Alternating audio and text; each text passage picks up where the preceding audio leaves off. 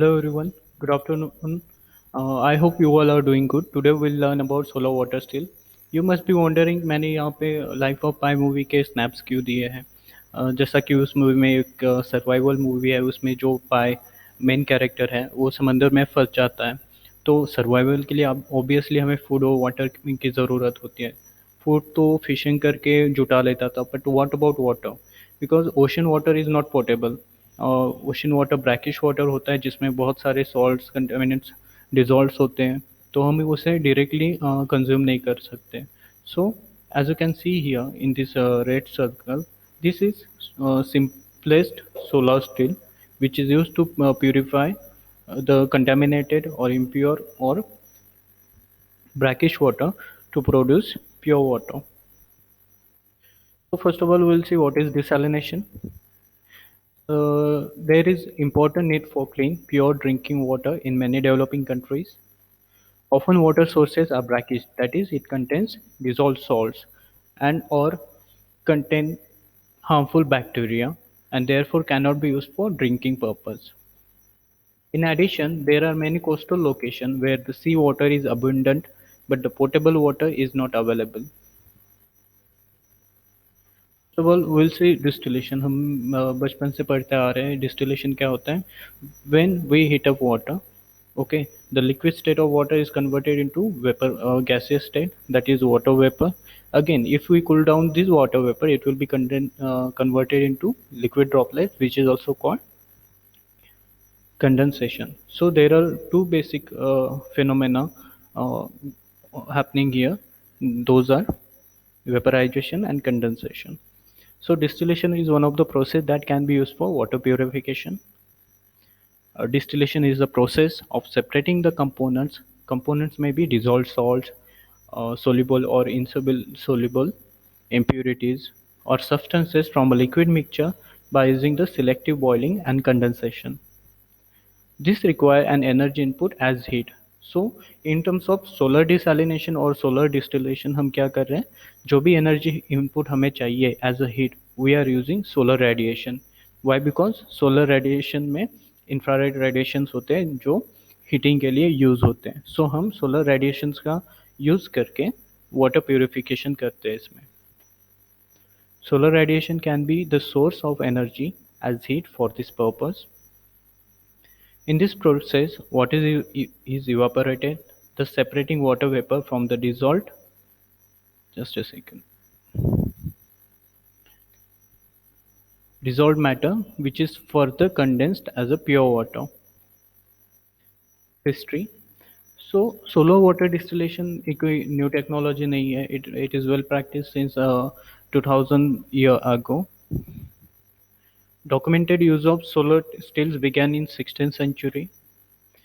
An early large-scale solar still was built in 1872 to supply drinking water to mining community in Chile. As you can see here in this picture, so this is the last setup which is used for supplying drinking water to a mining community in Chile in 1872.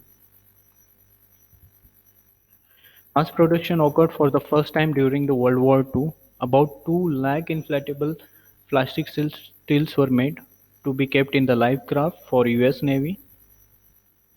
So, energy requirement for water distillation. You must have heard about the latent heat of vaporization. What is latent heat of vaporization? Latent heat of vaporization is the energy input required to convert the liquid state of water into gaseous state. The energy required to evaporate the water is called equivalent to the latent heat of vaporization of water. It is about 2260 kilojoules per kilogram. This means that to produce 1 liter of pure water by distilling the brackish water requires heat input of 2260 kilojoules. It should be noted that although 2260 kilojoule per kg is required to evaporate the water, but to pump 1 liter of water or 1 kg of water through 20-meter head requires only 0.2 kilojoule per kg. So distillation normally considered only when there is no local source of fresh water that can be easily pumped or lifted. Simple solar still. As you can see here, this is the schematic diagram of simple solar still. in which, as you can see here, this is the reservoir blue reservoir for the brackish water or contaminated water. The bottom of this reservoir is painted black to absorb the heat energy from the solar radiation. After heating up the water vapor will moves upward. Okay, this will comes in contact with the glazing. This is the glazing, which may be glass or glass cover or plastic cover, which is at lower temperature than the inner temperature of this total working space. Why? Because the outer space of this glazing is in contact with the ambient air, which is having low temperature than the inside. So once this water vapor goes upward, this will they get cooled down and converted into water droplet by the help of with condensation. This process is known as condensation of conversion of the water vapors into liquid droplet. This pure water will be collected, transported to the gutters, and then the further transported to the storage tank. In solar steel, the incident solar radiation is transmitted through the glass cover and is absorbed as a heat by a black surface in contact with the water to be distilled. The water is thus heated and gives off the water vapor. The vapor condenses on the glass cover, which is at lower temperature because it is in contact with the ambient air, and runs down into a gutter from where it is fed to the storage tank. Here, the condensation is not drop-wise, whereas it is film-wise. Now, this is the schematic diagram for solar water still. For high efficiency, the solar water still should maintain high feed temperature, feed water temperature. What is feed water? That brackish or contaminated water which we want to convert into pure water. That should be at higher temperature. A large temperature difference between the feed water and the condensing surface. What is our condensing surface? That glazing of glass cover or plastic surface, plastic cover, which is condensing surface, and the feed water. So there should be large temperature difference between two. Then the efficiency of the solar steel will increase. Low vapor leakage, obviously if there is a major vapor leakage, then all the vapors which are converted after heating the water will be wasted, and that would not get converted into liquid droplets. High feed water temperature can be achieved if high proportion of incoming radiation is absorbed by the feed water as the heat. Hence, the low absorbing glazing and good radiation absorbing surface are required. Obviously, what do we need here? We need low absorbing glazing surface. This is our glazing, so it should be low absorbing. Means it should not absorb the solar radiation, solar heat radiation. It okay, and we need high proportion of incoming radiation to be absorbed by the this bottom surface. Heat losses from the floor as well as walls are kept. So we can provide the insulation here to avoid the heat loss due to conduction and convection. The water is shallow, so there is not much heat required for the evaporation. Obviously, if the water bed is deep, then we will need high energy input to heat up the water. A large temperature difference can be achieved if the condensing surface absorbs little or none of the incoming radiation. Condensing water dissipates heat, which must be removed rapidly from the condensing surface by a second flow of water or area.